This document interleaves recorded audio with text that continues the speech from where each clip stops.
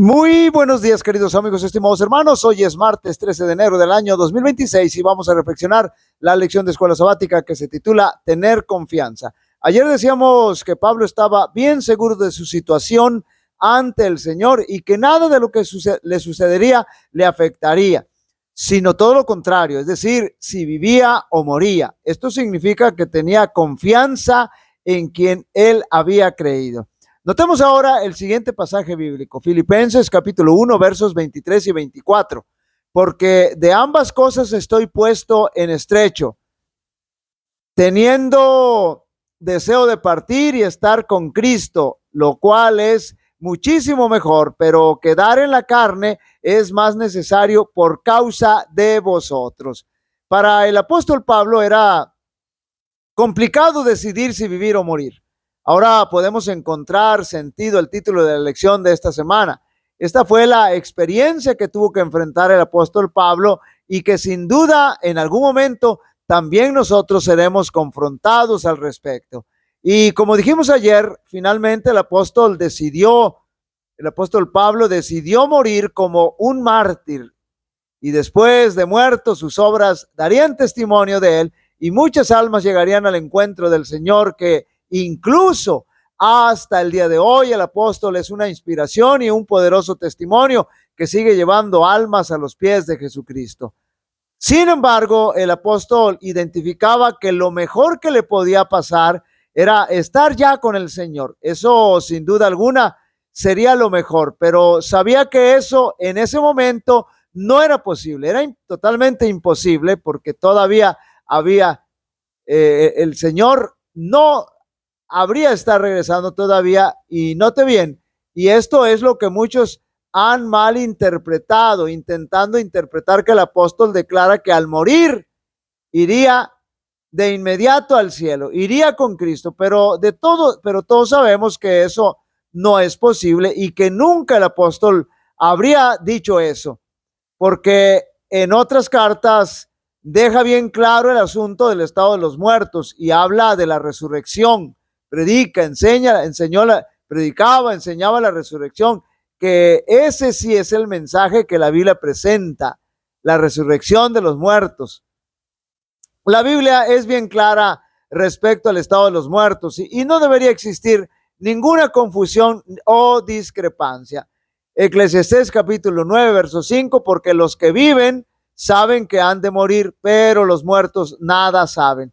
No tienen más paga porque su memoria es puesta en olvido. San Juan capítulo 5, verso 28 y 29. No os maravilléis de esto, porque vendrá hora cuando todos los que están en los sepulcros oirán su voz, y los que hicieron lo bueno saldrán a resurrección de vida, mas los que hicieron lo malo a resurrección de condenación. Y note bien cómo Emmanuel Kant en alguna ocasión dijo: pienso y luego existo. Es decir, si está pensando es porque está existiendo, pero cuando ya no piensa es porque está muerto. Los muertos nada saben, no tienen más intervención con los vivos. San Juan capítulo 11, verso 11. Dicho esto, les dijo después: nuestro amigo Lázaro duerme, mas voy a despertarle. Imaginen ustedes cuál hubiera sido la reacción de Lázaro con el Señor Jesús después de que lo resucitó, si él realmente hubiera ido al paraíso. Señor, ¿para qué me trajiste de nuevo a este mundo contaminado por el pecado? Si yo ya estaba bien en el paraíso. Si eso hubiera sido así, tampoco sus hermanas no hubieran llorado y tampoco le hubieran pedido al Señor que lo resucitara. No hubieran contratado plañideras para que lloraran abundantemente por Lázaro. Si realmente la gente se fuera al cielo cuando muere, no se debería, note bien, hacer un servicio fúnebre, sino que se tendría que hacer una fiesta, porque hay que celebrar que nuestro familiar, nuestro amigo, ya está en el cielo. Pero no es así.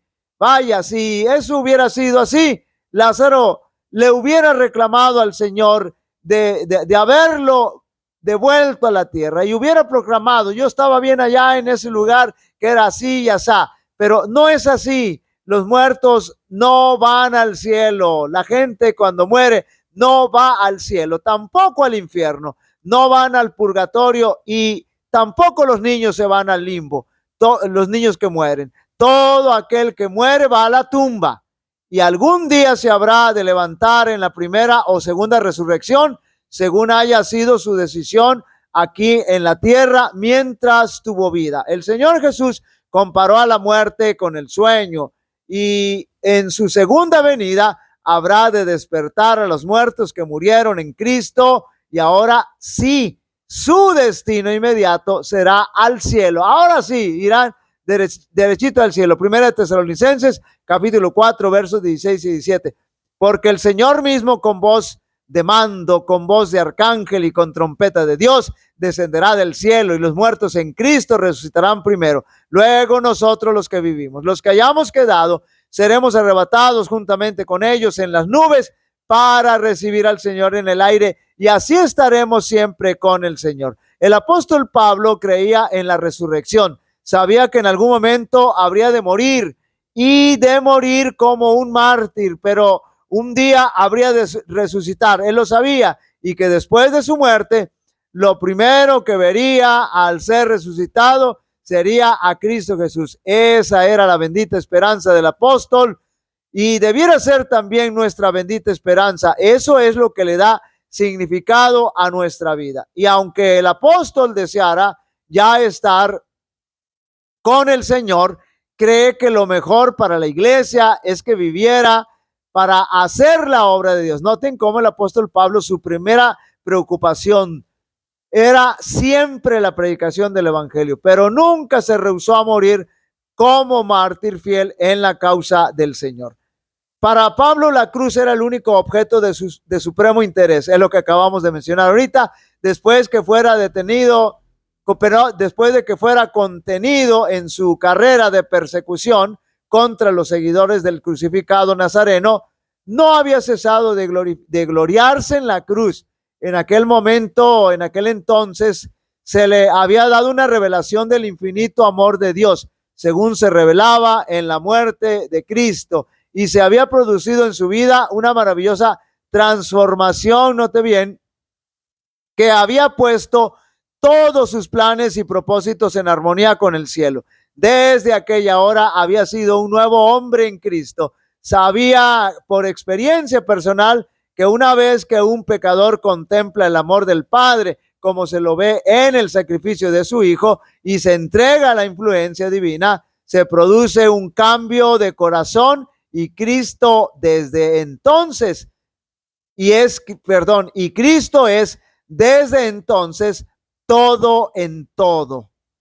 En ocasión de su conversión, Pablo se llenó de un vehemente deseo de ayudar a sus semejantes a contemplar a Jesús de Nazaret como el Hijo del Dios vivo, poderoso para transformar y salvar. Desde entonces dedicó, note bien, enteramente su vida al esfuerzo de pintar el amor y el poder del crucificado. Su gran corazón simpatizaba con todas las clases sociales, a griegos y a bárbaros, declaraba: a sabios y a no sabios soy deudor. El amor por el Señor de gloria, a quien había perseguido tan implacablemente en la persona de sus santos, era el principio propulsor de su conducta, su fuerza motriz.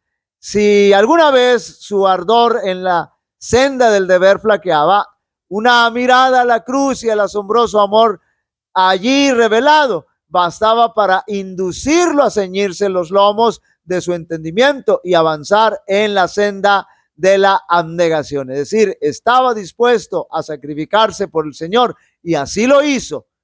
Glorificó al Señor, magnificó al Señor con su vida y también con su muerte, pero el apóstol Pablo también estaba listo para morir o para vivir. Queridos amigos y hermanos, la experiencia del apóstol Pablo, la fe, la confianza del apóstol Pablo estaba puesta firmemente en su Salvador. No importa lo que le pasara, si vivía o moría, sabía que teniendo puesta su confianza En el Señor estaba seguro. Esa debe ser también nuestra experiencia. Jehová te bendiga y te guarde. Jehová haga resplandecer su rostro sobre ti y tenga de ti misericordia. Jehová alce sobre ti su rostro y te dé paz. Y pondrán mi nombre sobre los israelitas y yo los bendeciré. Dios bendiga a cada uno de vosotros.